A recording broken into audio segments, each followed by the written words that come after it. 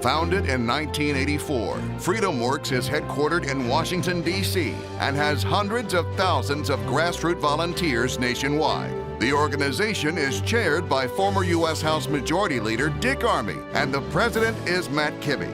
Dick Armey was one of the conservative politicians behind the Contract with America and the Republican takeover of Congress over a decade ago.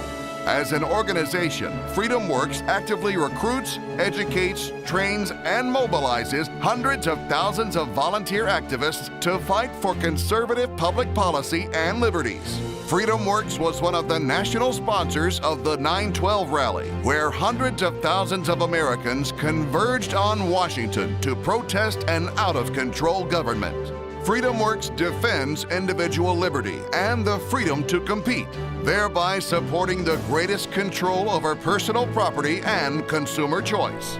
Today, FreedomWorks continues to lead aggressive, real-time grassroots campaigns in order to affect and demand policy change aligned with the Constitution and the will of the people.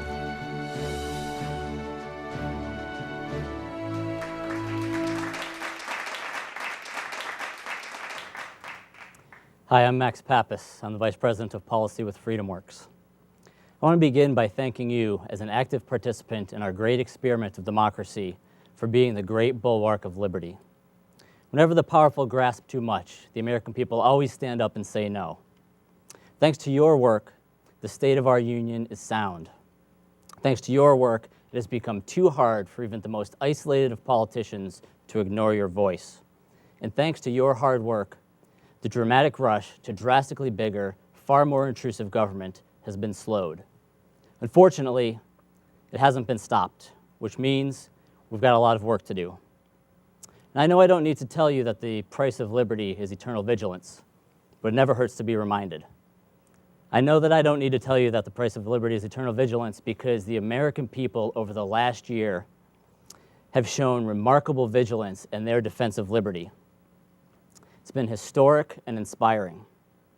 From the first of the new Tea Parties back in February, to the groundbreaking demonstrations on April 15th, to the historic 9/12 march in Washington that FreedomWorks was proud to take a leadership role in, to district office visits, to town hall meetings, to floods of phone calls and emails.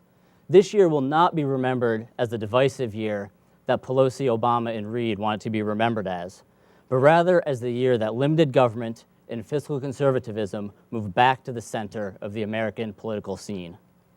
It will also be remembered as the year that the people reminded the powerful that the powerful get their power from the people, that there are representatives, that we are endowed by our Creator with certain unalienable rights, and that governments are created to protect these rights, not the other way around.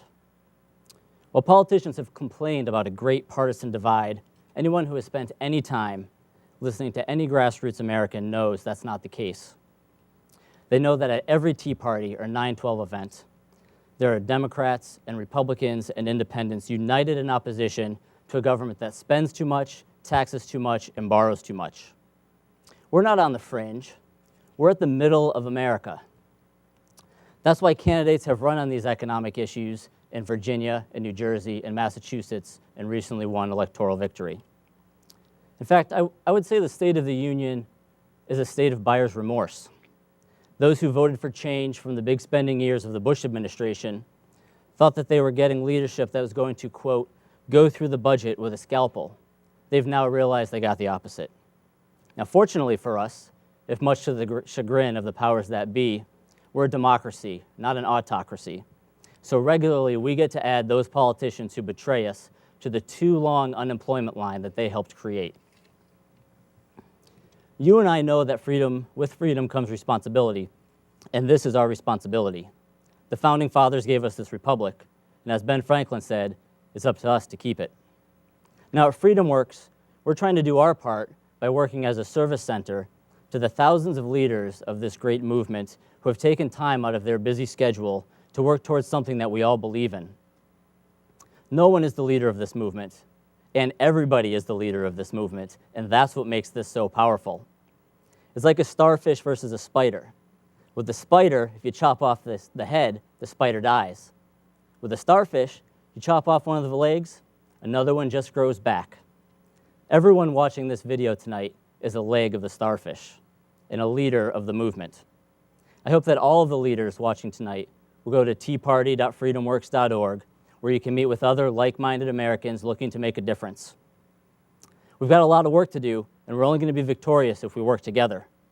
We need a strong showing at the big April 15th Tea Party we're having on the Ellipse right behind Barack Obama's White House.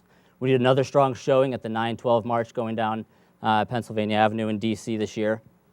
And we need a strong showing in this fall's election when we can take America back from the grasping hands of the too powerful. In fact, we're going to offer those seeking this power a contract from America, which I hope you'll help us with. It's up to us to keep the State of the Union strong, and I think we can do it. Thank you. Very good, Matt. But it appears as if this liberal starfish, you cut off one leg, two legs grow back instead of just one. Why do you think freedom is under such attack? Well, freedom isn't attractive to those in power. When you have, as the Founding Fathers do, a separation of powers intentionally among the different branches of the government to keep it limited, keeping power out of the hands and amongst the people, as the 10th Amendment points out, the limited powers to the Constitution, to the federal government. The powerful don't have a whole lot to do, so they try to take more and more power from the people. We saw that in the healthcare debate. We see that in the cap and trade fight. They're trying to bring power to Washington. The powerful don't like freedom. In the last year, have you seen this whole attack on freedom accentuated with a lot of the policies of the Obama administration, Harry Reid and Nancy Pelosi? It's been a dramatic increase, which I think is why you've seen the dramatic response. Right. The American people know when their power is trying to be taken away from them, and they've stood up, and that's why the agenda's been slowed down. Everybody said healthcare was going to pass last year. You can't beat the American people. They're going to stand up, and they're going to say no when they don't like what's going on, and they did it. And I think that's what's encouraging to a whole lot of people. One of the other things we've noticed, or I've noticed, or some others have noticed, is that there's almost a disregard for the Constitution. There is. You rarely hear a politician identifying where in the Constitution they're getting the authority to pass the law that they're pushing. Right. I think the American people are bringing the Constitution back to politicians because the politicians aren't going to have a choice.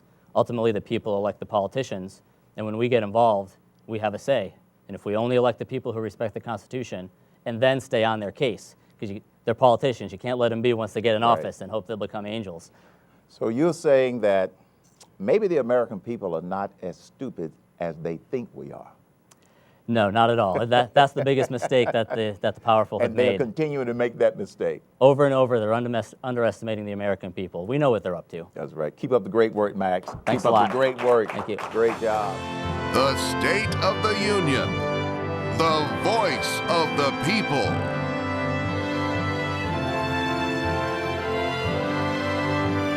This has been a presentation by the Hardage Company and TVTownHall.com.